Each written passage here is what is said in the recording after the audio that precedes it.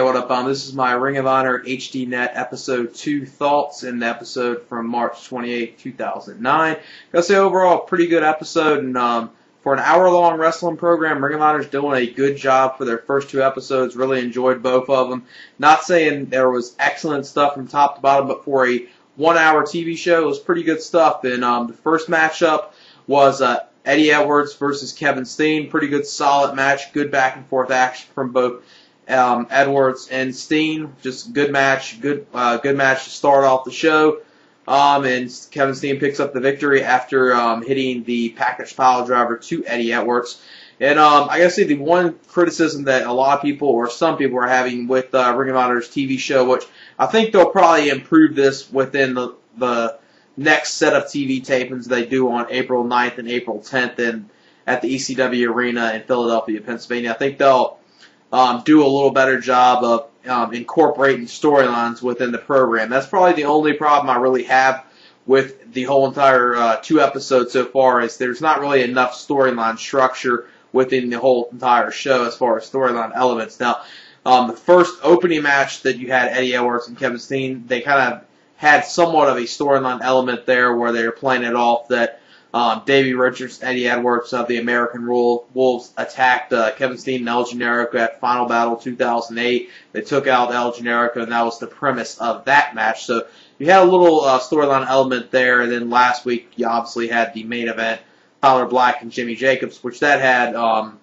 built up storyline elements within that. But other than that, you really don't have too much storylines on here, which is probably one of the problems some casual fans that are first seeing Ring of Honor might have with the program. I definitely can agree with them in that case. As far as the commentator, I really don't have too much of a problem with him. He's better than Don West. That's not saying much. And I like him already a little more than I like Michael Cole, and I don't like Michael Cole or Don West at all. So he's not doing a terrible job. And for a guy that's only done his second hour of wrestling commentating, he's not doing too bad of a job. I will agree, sometimes he does kind of over-exaggerate some things that he's calling.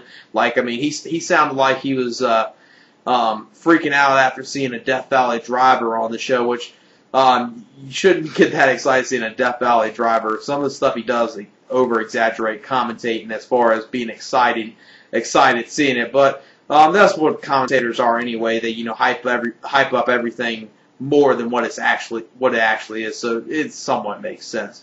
Then after the opening match, you had a backstage promo with Nigel McGuinness. This was building up to the Nigel McGuinness versus Jay Briscoe main event of this episode, non-title match. Then after this, you had another match, which was Daizee Haze versus Sara Del Rey, a women's match. And for some reason or another, I don't know if it was just me, but this women's match here, just from start to finish, kind of felt sloppy. It wasn't that good of a match. And that's kind of, sad to say that this match wasn't that good, because I'm a huge fan of Sara Del Rey.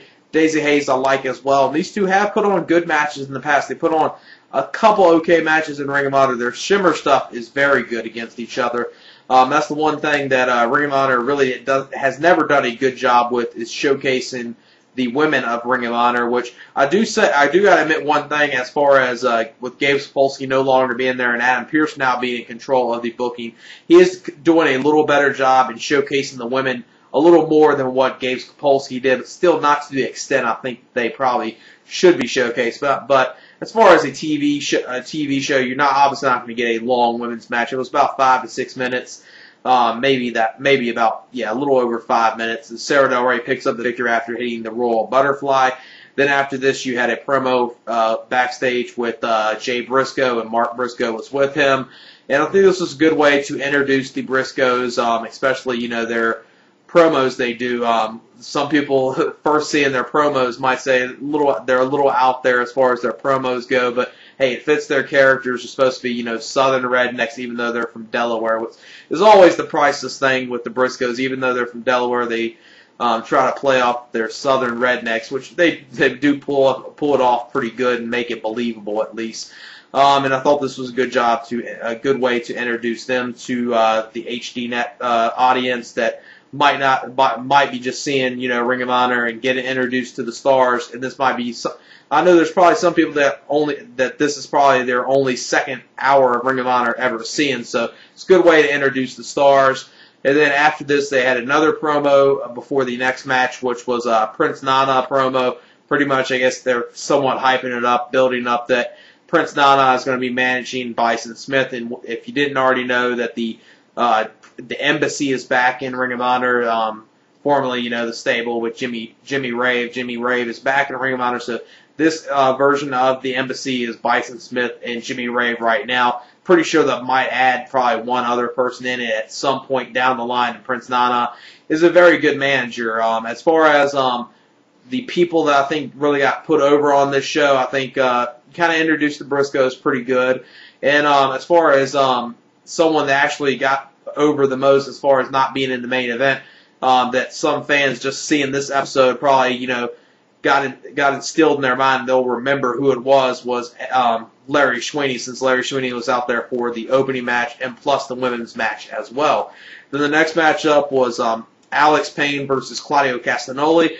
And this match I kind of had a problem with, same on the lines of last week's episode where they had Rhett Titus versus Brent Albright, where this match was kind of booked in somewhat of the same realm as far as that match went, because it was booked kind of a little of a competitive match, but it was at the same time, like last week, like when Brent Albright was pretty much dominating Rhett Titus at the end, Claudio Castagnoli did the same thing. But I think this would have worked out better if you wanted to have Claudio Castagnoli and Alex Payne. I think it would have worked out better if it was an all-and-out squash match. I think that would have worked out a whole lot better. Or if you wanted it to be like about a 6 or 7 minute match like it was, you could have worked it as the way where Claudio Castagnoli was pretty much arrogant. He knew he could control Alex Payne and beat him whenever he wanted to and just destroy him through the whole match. Then, go for the pinfall several times and refuse to let the ref count 3 and then just completely dismantle him at the end of the match and just do that. I think that probably would have worked out a little better and probably would have got Claudio Castagnoli over a little more on the show as far as people that might just be seeing him for the first time. He didn't come off as being, the strong, powerful force that they probably should have booked him as on here. Same with Brent Albright. They kind of did the same thing where they kind of did look strong at the end of the match because Claudio Castagnoli picks up the victory after hitting the pop-up European uppercut, then hitting the Ricola bomb to Alex Payne, so he does pick up the win, and he does go over strong at the end. I just think it shouldn't have been even competitive at all. I think it would have been better if it was just like a complete squash match. Then the next matchup was the main event of the episode number 2, which was Jay Briscoe versus Nigel McGuinness in a non-title match. And gotta say, this was a pretty solid match. Got about 12 to 13 minutes for a TV broadcast. That's pretty good. And good back and forth action between these two. These two have worked very good in the past before, so I knew this was probably going to be pretty good. And Jay Briscoe got in his stuff. Nigel got in his stuff. And Nigel then ends up picking the victory up after hitting the jawbreaker lariat to Jay Briscoe. And overall, good solid show for Ring of Honor. Another good hour-long television show from Ring of Honor. And as far as all the shows out of the week, that's Ring of Honor is only an hour-long broadcast, and it's kind of sad to say that Ring of Honor is only an hour-long broadcast, and they're getting even more in-ring time than what WWE and TNA do with their wrestlers, which is kind of bad, kind of sad to say because.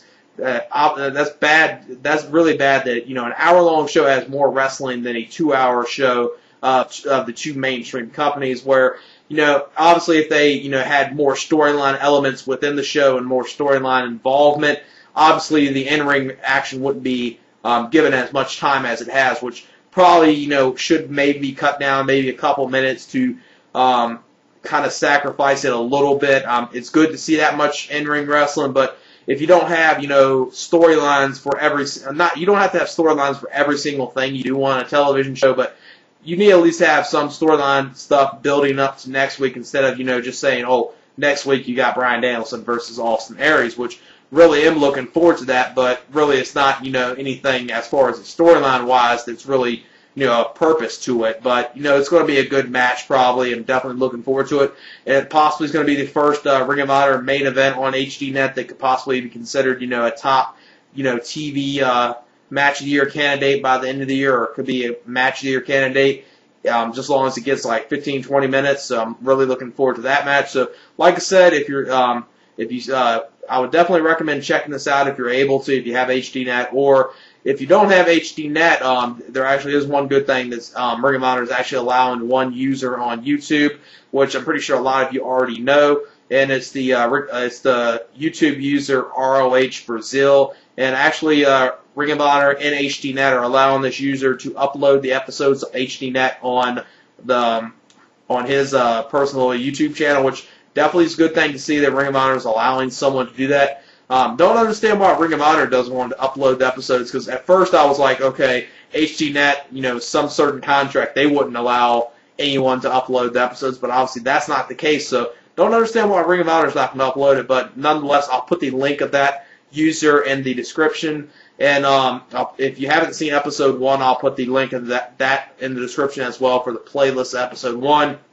As far as episode 2, from what this user's channel description says, I guess HDNet, instead of letting the user upload it, right after the day it airs, the user has to at least wait till Wednesday, which you can't really complain about that. Ring of Honor and HDNet are at least allowing someone to upload their episodes, and more people are able to see the show. So people that if you don't want to, if you can wait till Wednesday, wait till Wednesday. If you don't wait till Wednesday, either check it out if you have HDNets or other means like file sharing and just download the episode. Most of the time I wouldn't condone downloading Ring of Honor, but it's just a TV broadcast. It's not really going to hurt them. As far as the DVDs and stuff, I'm completely against that. Always, if you can, support them by buying their DVDs. As far as their TV broadcasts, if you don't have the network, I don't have no problem anyone downloading episodes, because hey, that's the way I was able to see it, since I don't have HDNet at this point in my area. So like I said, it's definitely worth checking out if you're able to, and be uploaded. Like I said, from that channel description from that user, I guess that user is going to upload it on Wednesdays from now on. So the episodes air on Saturday, so you just have to wait till Wednesday. If you don't want to wait till Wednesday, like I said, there's other means to be able to see the episode, obviously. And yeah, that's it. Peace.